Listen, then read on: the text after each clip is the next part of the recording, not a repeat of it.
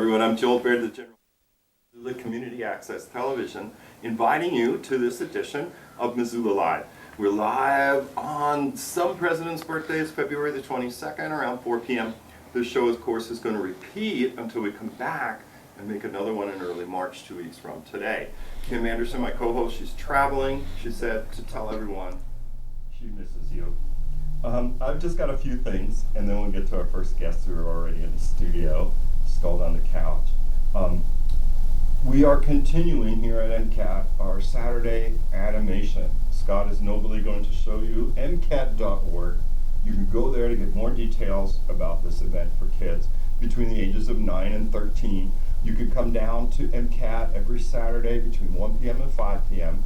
and do stuff with us. There's stop animation drop-in with Legos and Play-Doh, and there's different activities. I notice it's branching out into, we have a drone, and Mason is often on hand to give demonstrations of the drone in a parking lot. And there's hoverboard activity and some other activities. All this for $10 for the 4 hours. We do suggest kids be between 9 and 13 years of age, and I think they're open to a few suggestions. MCAT has a training and a tour of the facility. It's every second Wednesday of the month, and it's coming up in March on the 9th at 5:30 p.m. There's no cost for it. You don't have to pre-register. You just have to come down to MCAT at 500 North Higgins, 5:30 p.m. and learn how you could use MCAT should you want to use MCAT. We have a studio. We have 5 edit stations with Final Cut Pro, 2 edit stations with Adobe Premiere. We have got digital SLRs to check out and small Canon camcorders, along with some accessories. So if you want to learn about it, come down Wednesday, March the 9th, 5:30 p.m. You can call us if you forgot everything I just said, and you can remember numbers, 542-6228. MCAT's having a fundraiser. We don't often do this, and so we are. This is mostly thanks to Scott and Noel, the hosts of our morning show, Wake Up Missoula. The event's going to be held at the Northside Brewery, which is next to Zootown Arts Community. The address is 313 North First West, which is right up against the railroad tracks. It's also known as the Kettle House. So between 5 p.m. and 8 p.m. on March 16th, if you go there to this kind of tap room, they're going to close at 8. A percentage of proceeds will go to MCAT as a fundraiser. If you're looking for stuff for your kids to do, MCAT has got some summer camps. You can go on the website, you can learn about it. If you want to check out camps in general, this coming Saturday, February the 27th, from 10 a.m. to 1 p.m. at the Missoula Community Theater Center for the Performing Arts. That's 200 North Adams Street. They're having a summer starts, and it's kind of like a summer camp fair. Play Studio of Missoula, Mismo Gymnastics, Missoula Children's Theater, your own MCAT, Missoula Writing Collaborative, On Center Performing Arts, the Roxy Film Academy, and ZAC, the Zootown Arts Community Center, all going to be there having tables from 10 a.m. to 1 p.m. So you can check out activities, the summer classes that are going to be offered by all those institutions. Camp poster and dates. Oh, all right, sorry guys. So the last thing I'm going to say is our summer camps, which you can learn about at MCT. First one, June 20th, Wildlife Film Camp. Second one, stop motion, as though you can't get enough.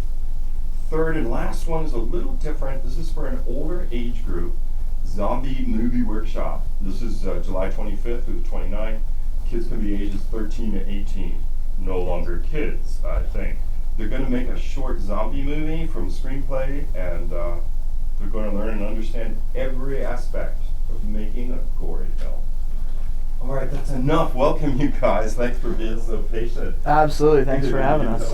In the studio is Taylor and Tyrell. They're students at Big Sky High School, and they're here because they've been working on a series of basketball games as part of their senior project. So welcome. Yeah, absolutely. Thanks for having us. Oh, you're most welcome. Can you tell people a little bit about what you've been doing for your senior project? Sure. So we've been broadcasting boys and girls Big Sky basketball games on NFHS Network, which is the National Federation of High Schools. And we've been doing live play-by-play and color commentary. I'm the play-by-play, he's color commentary. Yeah, we've done 4 boys games, 4 girls games. We've got another game this Thursday. Excellent. What time is it? It's the Big Sky Girls against Helena High, and that's gonna start at 7:15. So that'll conclude our slate of regular season games, and then any potential home play-in games, which, as things are right now, we could have 2. Excellent. Okay. Yeah. And that depends on how the team does, right? Yeah, the standings. We need to scoot you in. Can you move down the couch a little? I'm just looking at that monitor. I didn't want you cut off. Sorry. So it depends on how the teams.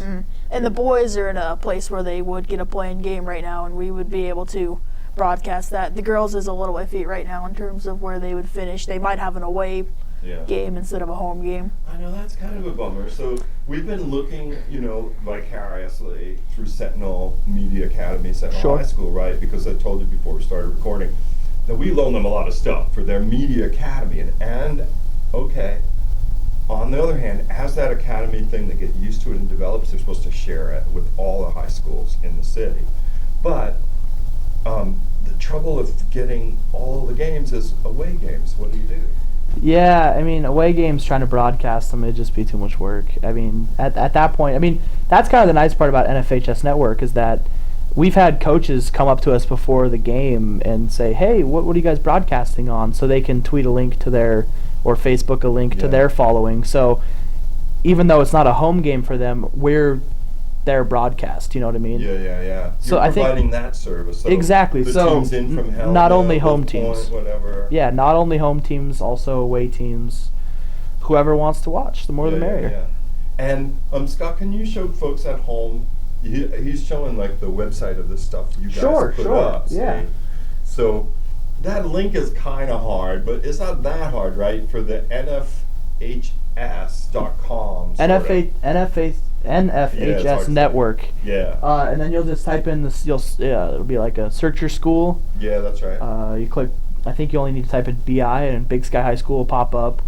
And you can actually search in either school. If you knew that, for instance, we're playing Helena High, you could type in Helena High, and that would come up under their feed as well.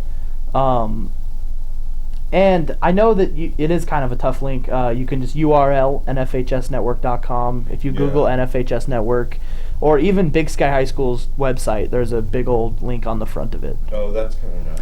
It's you guys helpful. have stats on viewers?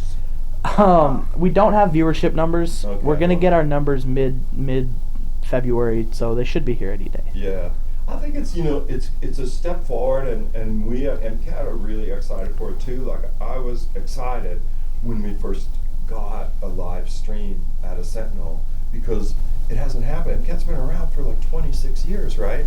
And that was the first time that we had live sports on the channel. Yeah. Channel 189 charter. But people can still watch from MCAT.org. We have something called Local Live, which is a little different. Like what looks like the NFHS provides, right? It's like a score template and stuff. So there's a lot of like a way for you guys to have a professional looking, informative screen, right? But just by using that service. Yeah, I mean, NFHS Network, the software they set us to produce the broadcast, and shout out to our producer Scott Matthews. He's the one who's putting it all together, and it's tedious. A bucket, someone hits a 3-point shot, he's got to manually +3, and I see. Yeah, so he's on the side putting it all together and pulling up the graphics, much like you have. Oh yeah, showing it. Like yeah, exactly. Scott's running that graphic right there. Over. He typed in all that information right there. Yeah. And we both have a Scott who's producing our show. Yeah, so. Isn't that funny? Yeah. So what is it like providing the color commentary? Well, it's a lot of work to get the stats because you have to know what you're talking about. You have to sound like you know what you're doing. And we spend a lot of time prepping, not only for the color part, but the entire game itself. Our pregame, we do a lot of research into that and of what the teams are going to do. We want to know what we're doing so the people who are viewing it get a good broadcast because it is a Yeah. paid membership. So we have to do our best to make sure that their money is not wasted Right. on our. Absolutely. On the line. So you'd Well be said. researching the players and saying, okay, they had an injury history, or this person has Yeah. like scored at this kind of point in the past. The preparation is very tedious. Say we have, for instance, a Saturday game, because most of our games are either a Thursday or a Saturday. So for your typical Saturday game, I mean, we're getting to the school around noon, which is ironic because that's before most of the players are there. Oh yeah. And we're on MontanaSportsMemories.com, which is a website that a local Montana does. His name's Lowell, and he does a fantastic job of putting up statistics. Couldn't do it without him. And we basically compile a sheet for each team that's their names, and this is a lot where Tyrell comes in here because Yeah. he's the one who, play-by-play, I'm, Jake Tabish drives to lane, good for 2, and then, Tyrell might chime in as the color guy and say, Jake Tabish this season is shooting 76% from the field, so Yeah. it's not unusual to see something like that from him. So we make those big, elaborate stat sheets that we color code, and we're very proud of our color coding. Well, how does that work, the color coding? I wish we brought one. Well, we have the stats. The player stats is it's as in depth as we can get it, as Montana is kind of limited in terms of high school stat tracking. This is true. Idaho's worse though. We thought Idaho would is be worse. better. Idaho's far worse. I would have thought it the other way, but Yeah. Idaho, Coeur d'Alene finally played a ranked game against Missoula, the first time we'd ever seen that, so that was an interesting thing. But in terms of the sheets, we just have everything in easy, able to view so that we can, after a bucket or after a block shot or miss shot, I'm able to interject the stats as quick as I can, just like any other broadcast team does. Yeah. Oh, see, that's great. Yeah, it's what a lot of led fun. you guys to it? Like, you had an interest in the sport, and you said, Well, our intro story. Ooh, boy, this is a good one. So I've been doing the radio show, TBT Sports Show on KBGA 89.9, which actually starts here in about an hour, 5 Yeah, o'clock. that's right, because you guys have So- to go pretty soon. We've got a little time. But yeah, 5 o'clock. So I've been doing that, so people know that I kind of have an interest in sports broadcasting. And Tyrell's been on the show a handful of times. I know he likes sports. And I was kind of figuring out what to do for my senior project. And the Big Sky football coach, Matt Johnson, approached me and said, hey, I think a really cool project would be doing play-by-play. Yeah, yeah. And I was like, yeah, that would be awesome. So I recruited Tyrell. And then we did a lot of the football games, and I'm not gonna lie to you, Joel. The football games didn't go well. It was pretty rough. You had It the was- one camera. Well, we didn't even have It a was a camera. radio Yeah, it style. was Oh, just it was radio radio. style Okay, I because gotcha. NFHS hadn't reached out to us yet. Yeah. And we were trying to find a way that we could do live streaming. What was the website you found? Was it Streamster, something like that. Streamster or Yeah, some yeah. some chintzy website, and I think the only listeners were maybe his dad and my dad or something. Okay, you got to start somewhere. Yeah, and But you had a hard time with the football, just doing radio commentary. Well, the commentary itself wasn't the hard part. It was that he was also producing everything while, it was just kind of a quickly thrown together project. Right. And then Big Sky High School was impressed with it, and Jennifer Courtney, the athletic director, AD. AD, I was trying to figure that out. Like in athletic the email director. Scott sent, Yep, I'm like, yep. Is that assistant district attorney? No. No, can't yep, be. athletic director. Okay.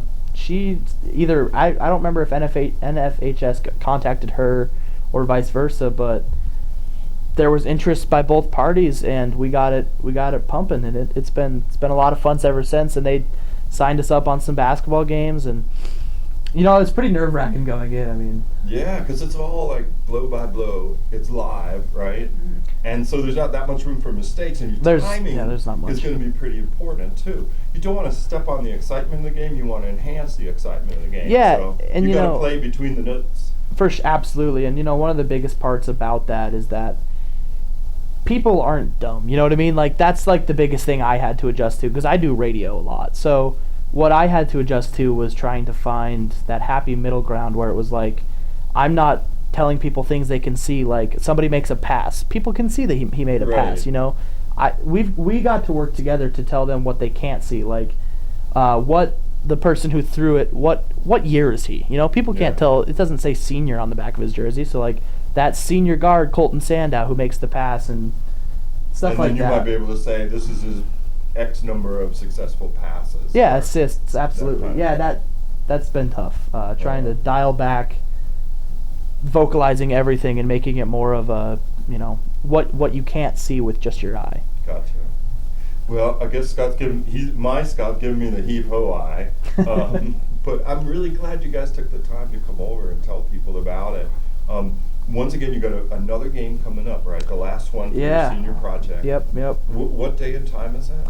It's this Thursday, February 25th, Yeah. and it is at 7:15 on NFHSnetwork.com. Yeah.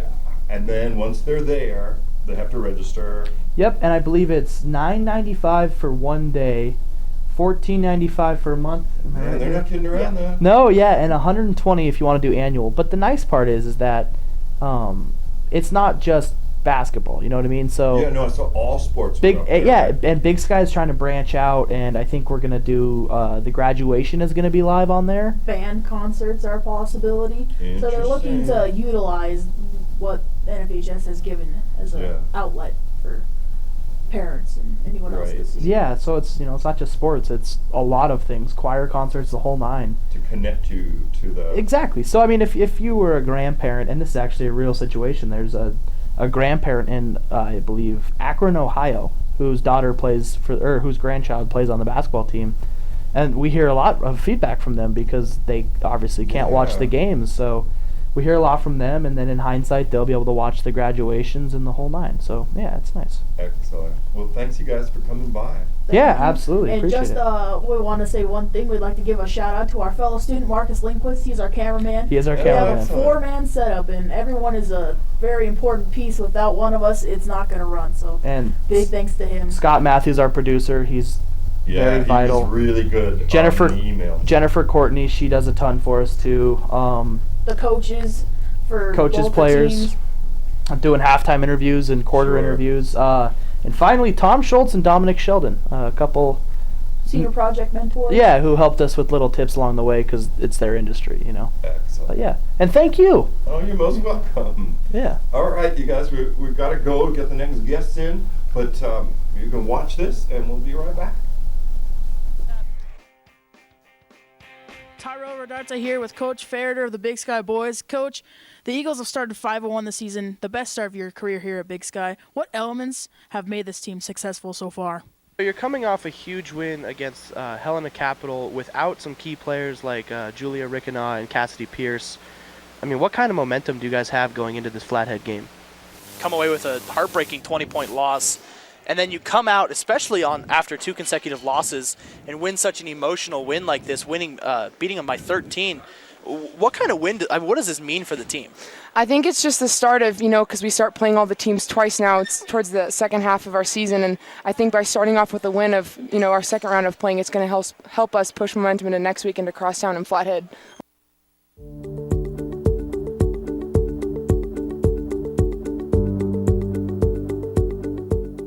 The ballot judge's interaction with the voter could be considered the most critical. The ballot judge must ensure that the ballot number being provided to the voter matches the ballot number in the poll book, and must then stamp each individual ballot with the official ballot stamp before handing it to the voter. The stamp cannot be on any part of the stub and cannot cover up any race or oval area. The ballot judge gives basic instructions to the voter about where to go to mark the ballot and what to do after marking the ballot. For a primary election, the ballot judge must give specific instructions on voting only one party ballot and instructions on what to do with the unvoted and voted ballots.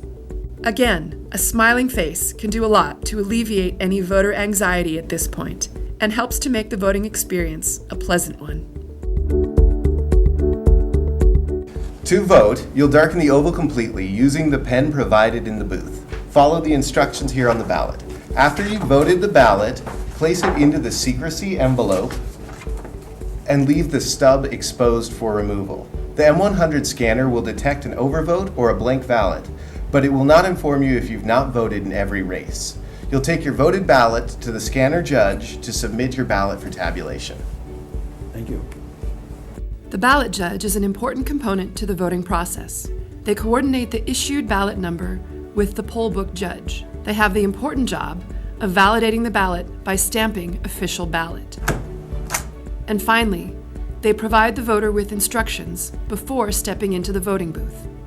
If you have a strong voice and the ability to multitask, this may be the job for you.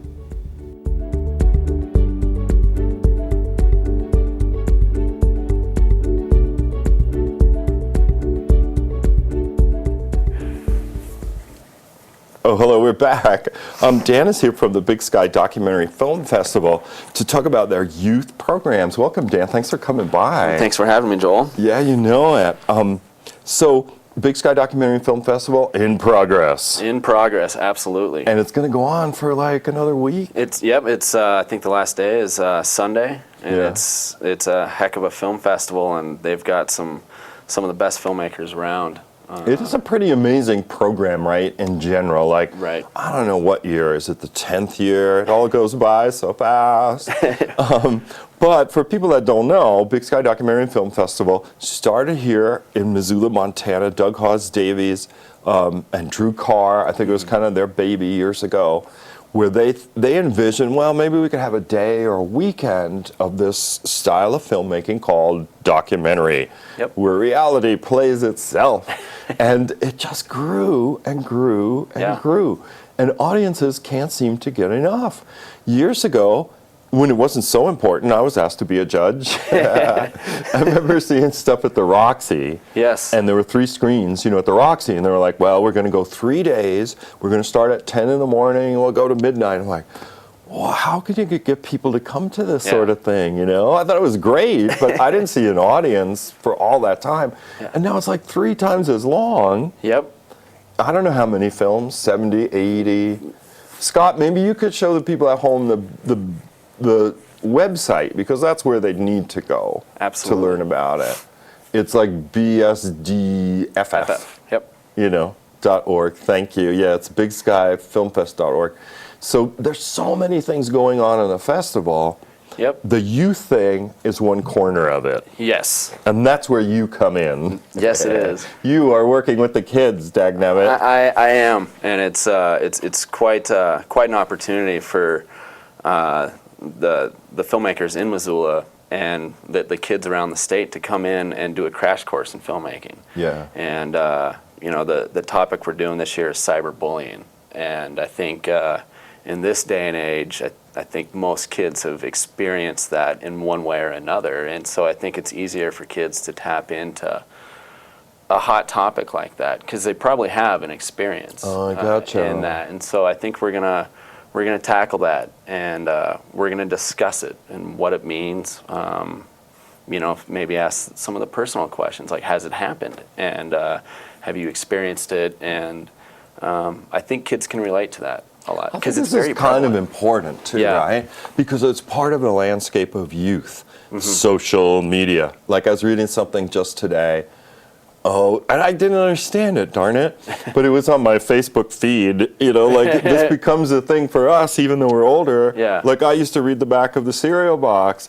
Now I'm like scrolling down mindlessly. Right. Yeah, no, yeah. And so this thing was like social media makes you feel inferior, right? Because there are people that want a lot of friends or followers. Yeah. So people tend to like choose that popular person to follow, and then they're always popping up. Yeah. So you might have like 300 friends, but your friend that has 600 friends and their friends Right. are dominating your deal. It's just a matter, it's like an algorithm. It's mathematics, right?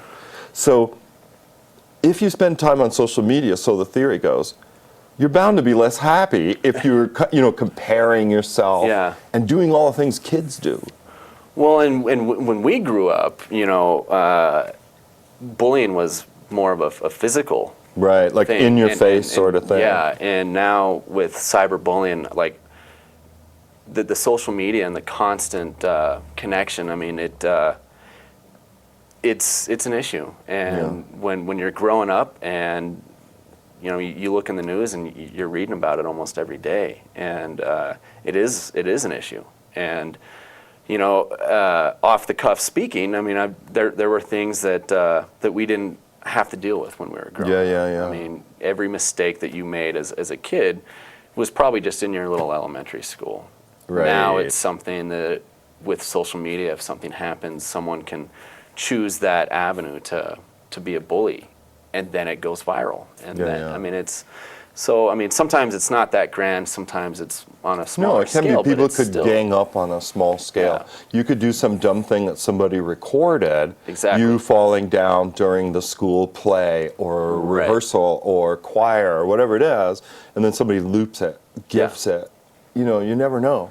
There's ingenious ways of capturing people's image and humiliating them with that. Right.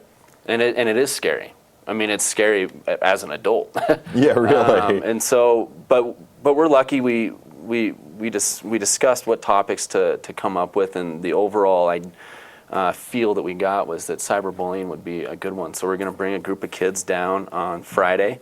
We're going to go to the journalism department and get to do a Q&A with some of the professors over there, and then the filmmaker Andi Timmener, who's one of my absolute favorite filmmakers around right now. She's in town. Oh. So if anyone gets a chance to go see her films, do it. They're very provocative. But the kids, the group of us, will get a chance to talk to her about filmmaking, and hopefully we get some good tips from her. Saturday, we're going to do a crash course. We're going to film during the morning. Saturday night, we're going to edit the thing, and then Sunday we've got the screening at noon at the Wilma. So Excellent. we're putting together a PSA in less than 3 days. It's hard work, Yeah. but it is so much fun, and it's so rewarding for the kids, for someone like myself who gets to be involved in that, and then obviously the community and the Big Sky Doc Fest. It's just it's a win-win-win situation all around. I think it's great to bring kids into it because it is such a long, and there's many tracks, as you say. Yeah. Filmmakers fly in, you know, to be on hand for questions or be on panels and stuff like that. And that buzzy world, if you're like a middle schooler or a high schooler, it might just kind of pass you by without Big Sky Documentary Film Festival taking the time to have like a youth and mentoring program. So I Right. think that's wonderful. Well, and when I was growing up, we didn't have all this technology. Yeah. And I've always wanted to do this stuff. And now with the technology, I mean, you can edit a thing on your phone, on your iPad. Yeah, yeah. And now, I mean, it's such a great opportunity to give kids a voice, to be creative and tell the stories that they want to tell, and hopefully not Things be that are on their side and Yeah. things also that could help them socially. Right. Like if they have to deal with this array of technology like Twitter, Instagram. I guess, does Instagram go away though? I can't remember which one. I think it does. I don't know. Scott, does Instagram go away? One of them does. Like you have a Yeah. post and only state snapshot. Yeah. Chat, right? Snapchat. I wouldn't even know what that is. Yeah, so Snapchat. I'm a little Well, out of it. It goes for a while, then it decays, right? Yeah. So a lot of kids like that because it's not trackable. Like okay. Facebook, there's dynamics too, where Facebook was for kids, or MySpace. I was Tom's friend. But then a lot of parents discovered Facebook, and then they saw Facebook as a way to like peak. That's Right. another issue of like, how many parents went through kids' rooms from time immemorial to dig up stuff. Yeah. Now they go through kids' Facebook's accounts and so on. But they're also very scared because they don't know what they're doing. Right. It's a brave new world. It really is. Absolutely. People have been on this show, like from the health department, saying, we have no idea what's happening to kids physically because they're spending so much time inert on social media, right? Yeah. So it's totally of the moment. And I just wanted to mention that Sarah Briggs, your co-league, Yes. had sent us some things. We got to make sure, I guess, that we touched on all these things. Schoolhouse documentary series, 4 p.m. Monday through Friday, Yep. the 26th. This week, people. And remember, this show's on for 2 weeks, so you might have missed it all. But if you haven't, that's 4 p.m. At the Roxy. Yes. Selection of films for kids, rated by a group of Missoula educators, so Yep. they kind of know what they're doing. Yes. Youth Fellowship Program. This Thursday, screening films from Big Sky Documentary Youth Fellows. High school students have been mentored over the past few months to create short docs of their own. Those are your guys, right? Those, Or someone else? Those are the group of kids that have been working through the mentorship program Okay, like for a couple months. A couple of months, kids. Yeah. Team Mentor Days. That's yes. us, yes. Right, because this is a more whirlwind. Yeah. Where you guys start Friday, screening Sunday. Yep. That can be great for some kids, though, because there's instant gratification. A lot of work, Yep. but then the final product, right? Well, and it's fantastic to see kids just take to something. Yeah. And I've seen it in some of the other workshops I've done. I mean, they just take to it and go. And this is kind of like, for Missoula Community Access Television, one of our founding motivations Right. was, if you don't allow people into the magic of image making, then they're going to be too wowed by it. So Right. kids that know how stuff is put together are less influenced by propaganda, in Right. commercials, in politics, in Yeah. anything, because they're like, that could have been manipulated. And then lastly, we got to mention Filmmakers in the Schools program. Yes. Throughout the week, there'll be almost 30 screenings in 9 schools in the Missoula area and beyond through the Filmmakers in the School program. Filmmakers are present, kids get to answer questions, and so on. Yes. So we've quit ourselves manfully of saying all the stuff Big Sky Documentary Yep. Film Festival is doing for youth this week and next. Was there anything you want to add? Just go out and support the art community here in Missoula and the Big Sky Doc Fest, and obviously MCAT. I mean, it's a great community, and the film community is on the rise in Missoula. And Yeah, I get that feeling. It is fantastic. It's a great place to be right now. But thanks for having me, Joel. You're most welcome, Dan. Good luck. Yes, It's going to absolutely. be tough. It's going to be tough, but it's going to be worth it. So. All right, you guys, I still have more guests. I've got Ellie Costello from Missoula Urban Demonstration Project, John DeBari, who's your city council person, Ward 4. I think there's somebody else out there, but I'm not sure. We'll find out right after this. Welcome, my friends, to Missoula Community Access Television, MCAT. And here every Saturday afternoon, we're having a drop-in animation camp. And where you can do such wonderful things as do animating things of great all endeavors, like make Legos come to life. Or like this!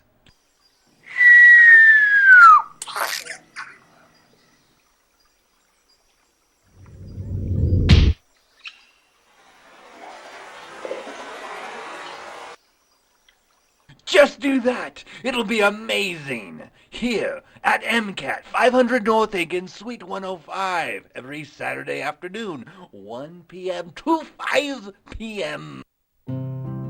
Birthdays come and go, each year adding up to a lifetime full of extraordinary moments. At Missoula Aging Services, we promote the independence, dignity, and health of older adults.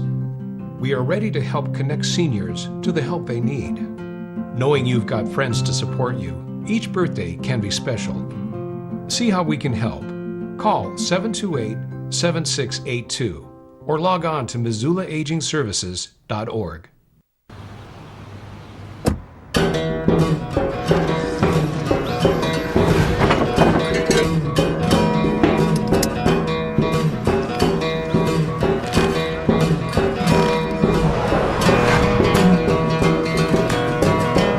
Buckle up, Montana. Life is a ride you want to stay on. Send a buckle up reminder to a friend at plantolive.mt.gov. Sergeant Greg Amos with the Missoula Police Department. I'd like to talk a little bit about something I see downtown routinely, and that is pedestrians crossing against the pedestrian heads. So I'd just like to explain what is actually legal. You cannot begin crossing in the crosswalk when it's either flashing and in the countdown or solid red. The only time it's legal to begin crossing in that crosswalk is when the white crossing sign is displayed. What the countdown is for, and the only thing that that's there for, is to tell you how much time you have to finish crossing the street, presuming that you started when it was legal to do so. And we're back with Ellie Costello from Missoula Urban Demonstration Project. Thank you for coming. Oh, my pleasure. Glad to be here. So there's a whole series of educational workshops coming up, Yeah. but can you explain to people mud? What's the deal with mud? Oh, well, Mud has a wonderful and rich and long history. We're in our 35th year. Wow. Yeah, as a nonprofit in Missoula. And our mission is to promote urban sustainability, and we do that through resource sharing, through hands-on learning, and through community engagement. And that's taken a lot of different forms over the years. Right now, our largest program is the tool library that we house, and we're located right behind Home Resource, so it's a great spot for us because you can go to Home Resource and get your materials, and you can come rent the tools from us, and then you're good to go on whatever projects you need, basically. Yeah, the tool library, people become a member of MUD. Mm-hmm. It's reasonable. Yeah. Right? It's an annual membership or something? Yeah, we have an annual membership fee based on your income level. Right now we have a 2-tiered system for that, and we're going to be switching it over in March, and we'll be doing a 4-tiered system so that it can be really closely paralleled with people's income levels. Okay. So that as we have to grow those membership fees, because we haven't changed them in a really long time, we can make sure we're still making it affordable for people to come use our resources. Yeah. Yeah. Tool library makes a lot of sense. Yeah. Like this notion like, oh, I need a fantastic. drill. I think I will go buy one for $39.99 at Lowe's or something. Could be like, oh, I will become a member of MUD, and they'll have this array of tools like a fence post digger and a drill, and maybe this day I need a circular saw, you know, that kind of thing. Exactly. And some things, definitely, if you are building all the time, it makes sense for you to have, but we have over 2,000 tools listed in our tool library, and you can search them right online and see if we have what you need to borrow and if it's currently at the tool library. And so it makes it really easy to not have to, like you're saying, go out and buy a I drill. see it on the screen. Scott put up your website, right? Oh, yeah. And then under donate, volunteer is tool library inventory. Yeah, That's great. You can click there and you can search through the tools and see what we've got. Yeah. It's really great. It's really handy. And we just went online with our tool library in 2015. Oh, congratulations. That must have been a lot of work. Oh my gosh. And it was before my time. I Yeah. started up just in October over at MUD. But yeah, our tool library staff and the previous director, Bill Pfeiffer, did a lot of work to get everything. Oh, Bill was on for Mountain Lion though, Yep. last time we did this show. Yep. We did a zero fare thing and everything. Oh, good. Yeah. Mm-hmm. Oh, okay, that makes sense though. Yeah, so this is a wonderful incentive to become a member of MUD. Save money on this tool stuff, particularly for the handy person, I guess. But MUD also has classes on how to do stuff. Yeah, we have a lot of workshops on a variety of topics, and we are trying to add in new things. One of the things that we're adding in this year is an urban gardening short course. So MUD's roots really are in kind of urban farming and using small spaces and things like that. And which is something that we were doing over on the north side. We had a really wonderful For a garden long time, over there. right? Yeah. And so we've started up this urban gardening short course kind of in response to our membership surveys that we were taking, and people wanted to get more in-depth on a certain topic, and so this is the way that we're taking, at least for now, to try to provide that. So we're offering 5 courses starting up in March. They're basically workshops, and you can just take them individually, but you get a discount and some other extra perks and extra help throughout the season if you sign up for all 5. And so it starts in March, and it goes until October, I think is the last one, and that's why I brought my cheat sheets. Oh, good, yeah. So I don't have to keep all the dates in my head. Because there are a lot of interesting things in there. Oh, yeah. About gardening, because I saw them on our community calendar, you know, as it flips by.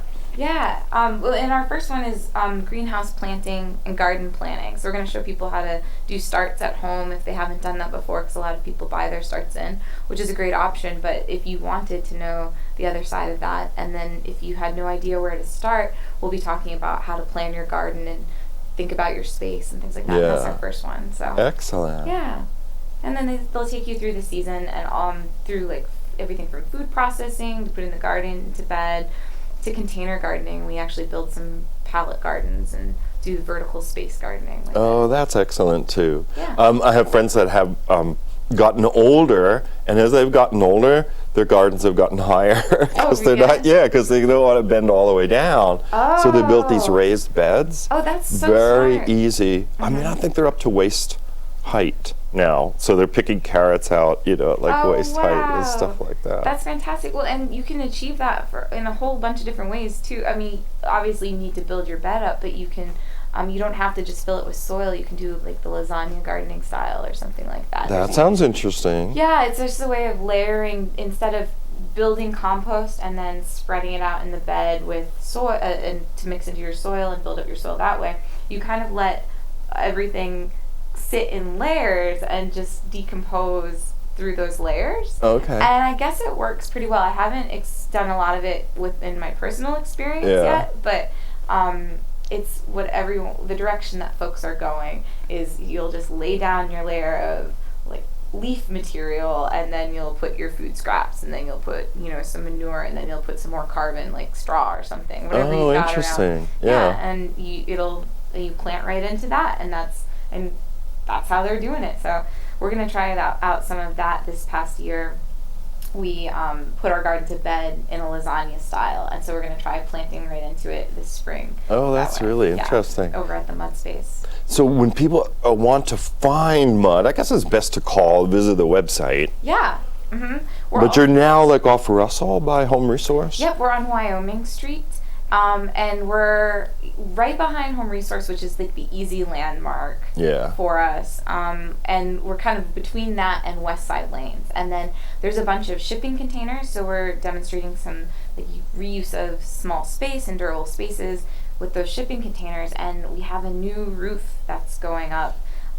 We're in the process of building it, and it's so it's pretty visible compared to just the shipping containers. Right. Okay. The roof will be able to hold like a solar panel display and do water catchment, and just allows for more tool storage for us. So that's just kind of. Is there a fee for the upcoming workshop series?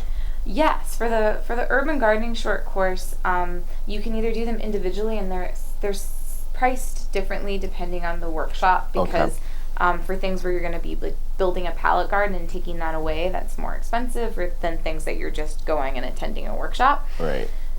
Because of the materials involved. But if you sign up for all 5, you get 10% off. So then it's $50 for a mud member and $100 for a non-mud member. More incentive to be a member. Exactly. On that tiered. Yeah. Yeah, exactly. Well, that's one of the perks of mud membership is you're getting our workshops at half off. And we offer a slate of other things if you're interested in things beyond gardening. The next one we have coming up this weekend is a blacksmithing workshop. Oh, I saw that. Yeah, that sounded really interesting. It's going to be great. Mark Vandermeer does that for us, and has done it, I think, for the past several years. So I'm not even going to try to name the number, but and so that's great. And we just did a floral design using dried flowers and earth-friendly flowers this past month. So nice. Yeah. All right. Scott says we have to move along. Okay. But Ellie, thank you for coming. Oh, well, thank you. Thanks for waiting to be on and everything. Of course. My pleasure. Thank you for having me. Yeah, you know it. Mm-hmm. All right, you guys, we're going to be right back. Scott, Missoula Aging Services, did they come? They didn't. All right. So John DeBari is next, I bet. So stay with us. We'll be right back. I'm Montana Hope. I am Montana Hope. I am Montana Hope. For the last 30 years, the Montana Hope Project has been granting wishes to Montana children who face life-threatening illnesses. I'm Montana Hope. To make a donation and help their wishes come true, please visit montanahope.org. We are Montana Hope.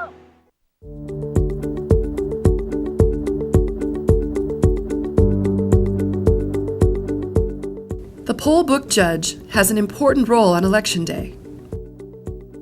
The poll book is primarily used to document each ballot that is issued at the polls.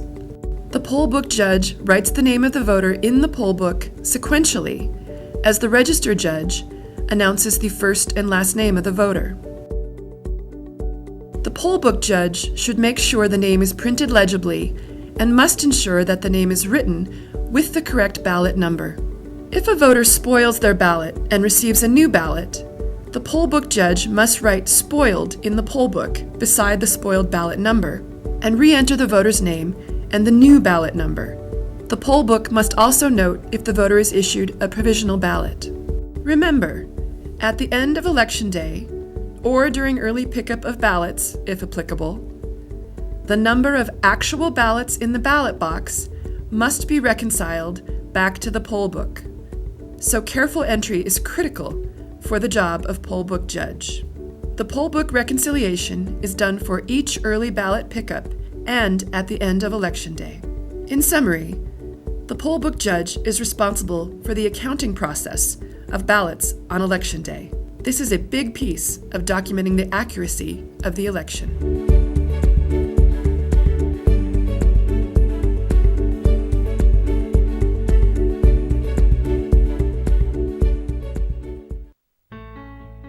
A great day for me includes a walk outside with my wife.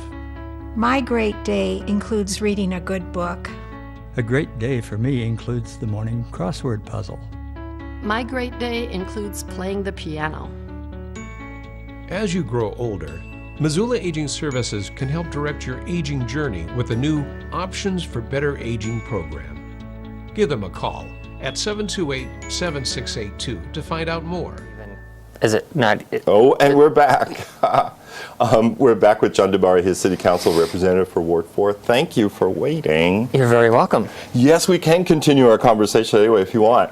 I was saying, Scott was showing the folks at home the public service announcements we had made for the elections office in Missoula County, and that there was a bid in the paper. They got all 800 election judges, which is pretty amazing. Because I remember during the election that we just had, that Rebecca was traveling around and speaking a lot about what their office does and trying to recruit poll workers, and I know she was a bit nervous, but it's awesome that they were able to get the volunteers needed to work through it all. And I mean, it's really wonderful that people came forward. I was saying to you that Kim and I, my co-host is out here, we were going to do it. Kim's idea, and then she couldn't do it, and I chickened out. But partly because it is a long day that the volunteers have signed up. Bless them. To start at 6 a.m. and go till well after the polls close, like till about 10, possibly that day, depending on what it is you're agreeing to do. Sure. Some people are taking and making sure, they sign the book, and the people are who they say they are. Others are making sure the polls within a certain distance are to be influence-free and so on. And then I was saying I'd be a nervous wreck because I really want the library bond to pass, because MCAT would become part of the library should that happen, along with other community partners, Science Spectrum Discovery Center, Children's Museum and Families First. But we'll just see. It's going to be a big day. It's presidential election. I know. It'll be really, it's obviously an important day for the country, but it'll be exciting to see how things unfold. That's right. It'll be here soon enough. Anyway, that's the reason. So I invited you to come on the show. Some of the work MCAT has pledged 1,400 hours a year to the city of Missoula. Some of that is taken up in meetings, and then others, what are we going to do with that time? There's times when that time is used, say, for the water trials, the condemnation, the evaluation. Sometimes we do little public service announcements for police, fire, health department, so on. And all of this guided by MCTAC, the Missoula Commission, Community Television Advisory Commission. And so somebody had the idea, why don't we ask new council people to come on this show, Missoula Live, and then just talk about, geez, what's it like now you're in office for a while, Right. How is it going, I guess. Just, I think, too, so that constituents that may go to MCAT's video on demand, whether it's on MCAT.org or our YouTube channel, or watch Charter Cable 190, they'd be like, oh, that guy, and you're not always just in a meeting. Yeah, because otherwise, once you're committed to that room, it's almost the only time people see you is you're in a meeting, So this is more informal. Yep, I like it. I have no idea what we're going to talk about at all. Well, the last time I was here, I was a candidate. Yeah, that's right. Congratulations. Well, I appreciate that. And I enjoyed that process quite a bit, actually, working through all of the questionnaires that we did for various news outlets and other groups in town, organizations in town, and then having obviously the opportunity to come and speak with you. And then probably the thing that I thought I would like least turned out to be the thing that I liked a lot, and that was knocking on doors. Oh, sure.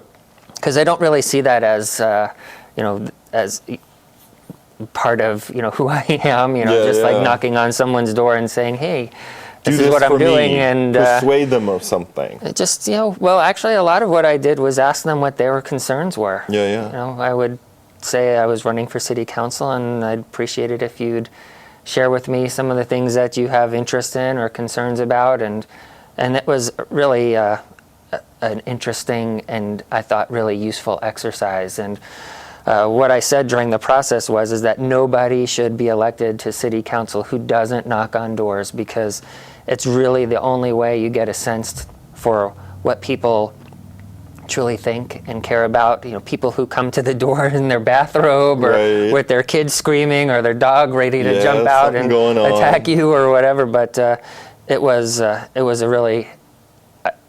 enlightening experience, and one that it turned out that I really enjoyed. Huh. Do you think you would do it like in the course of your term? Like now you could go and say, well, I'm on the council, what's going on? Or do you feel like you get enough feedback because now your email and whatnot is posted on the city website and so on? Yeah, so actually one of the things that I have thought about doing is once a month trying to knock on doors and just see what people have to say. Yeah. Because you would think that that there is a lot of dialogue with constituents, but there's some, obviously, because people do write me or call me or come to meetings, but it's not that kind of feedback that you're getting from someone who isn't motivated to call you or come see you. So I mean, some of that could, I imagine, be complaint driven, right? They're going to seek you out because there's this problem, which is good, right? I mean, that's why you're there, is to solve problems. So it's not like, but you get a different feeling, when you're like, they're in their home or whatever. Yeah, absolutely. And I hope people get in touch with me and the other counselors at times when they're not having problems. Obviously, it's important for them to be in touch when they are. Yeah. But to share things that they'd like to see happen, or their hopes and aspirations, as I said during the campaign, and or ideas that would make things work better. It's everyone's in this together. I mean, I'm doing this because I thought I could do a reasonably good job and try to represent the people in my ward and share the knowledge and experiences that I've had. But I'll do this job a lot better if other people are engaged and work with me and through the process to see things happen that they want to have happen. Probably much like your library bond. Oh yeah, a lot of work is going to go into that. That's true. Yeah, there's so many people are invested in this community in tons of different ways, and I don't know all of it, and it's good for folks to be in touch, and not just with me, but their own representatives as well. And are you liking being on council? Yes, I am, actually. I don't know. I guess it's... I guess it'd be funny, like, if you said, "Oh, this is terrible." How many more years? We'd be out of here in a second. But as you may remember, I'd been on the planning board for 7 years, so I've had a fair amount of experience in that kind of an environment. So it wasn't a shock to my system, and so it's not like it's turned out to be markedly different than what I thought it would be. So in terms of my level of participation, I read a lot more. There's things happen a lot more frequently with council than with planning board. Planning board met every other week, and we meet Wednesdays and Mondays, and so there's a lot to keep up with and a lot to learn about. But I've enjoyed learning how to do this job a little bit over the last couple of months, and I've really enjoyed my colleagues on the council, and I really feel like that they're a bunch of people who are committed to doing the job that they were elected to do and really have the interest of Missoula at heart. It is a youthful set. You know, here at MCAT, we have, well, you know, I started covering city council in 1994, 22 years ago. And at that time, there were a lot of older people on the council. And now there's some, you know, the people, I've gotten older than the older people. I'm becoming the age of the people I recorded and thought were so old in 1994.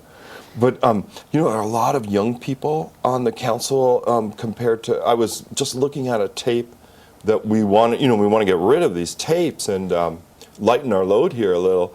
And so I was looking at something from 1992 in the council, and that was 24 years ago, yeah. And there were a fair amount of retired people. And it was maybe a slower time too, you know, that there wasn't as much building. I think at that time, a big deal was the incorporation of a rattlesnake as part of the city of Missoula. And what to do with the sunlight lands as they came into the city and how to zone them, and I remember. Yeah, so those things turn, you know, the progress of the issues, it does seem like they develop over time. You know, that another big issue at that time, or towards the later 90s, was the Family Definition Act. You know, university had gotten tired of student housing, that students were in homes and being a little animal house and so on. And there were many attempts to try to control that, one of which was to say, oh, in this area, it has to be a family, and that got into all kinds of trouble trying to figure out what was the modern family, right? Right. Yeah, I don't think I was in town when that was playing out, but I do recall the discussion around it. Do you see big issues before the council now of that kind of thematic order? Well, I think one of the issues that will be coming up in the near future, and it was actually something that you were a part of just last Friday, MCAT filmed, maybe I don't have that term right, because you probably don't use film now. Whatever, it's recorded. Recorded design workshop that Nori Winter came and organized and facilitated. And so I think that there will be a sort of ongoing community discussion about design-related issues, whether I think primarily the interest is to look at commercial buildings, and it'll remain to be seen whether there's any appetite or interest on the part of folks to look at residential design standards. We'll have to see. And I heard that workshop was really good. Yeah, all day long. I am looking forward to actually watching the recording because I was out of town. See, that's handy that way, and you can also fast forward. We'll have it, you know, on our video on demand system pretty soon. That'll be great, because I know both the mayor and Ellen Buchanan, who's the head of MRA, were out of town at a Smart Growth conference, and so I'm glad that you guys were able to record it, and I look forward to looking at it. Well, John, I guess we've got to go. Is there anything you want to add that I didn't touch on? I really appreciate you taking the time to come down. Oh, it's my pleasure to come down. And no, I think at this point we can leave it at that, and I'll be happy to come back. There you go. We can talk about all kinds of things, because I do think that this is a really good forum to discuss ideas. And a lot of times, you know, if people have ever come down to City Council and on Monday nights like tonight, or even during the Wednesday committee meetings, the structure of it isn't such where you have a chance to have a dialogue and really share some of your thinking about things. That's true, and that's one reason I thought, oh, this is a nice idea, because as I mentioned to you, you know, that room, it has that look, you know, so it's always that room, and so it's nice, you know, for people to see their elected officials in other rooms. Yep. Well, I'm happy to come back and we could talk about it, whatever you'd like. All right, thank you. And thank you guys for watching this edition of Missoula Live.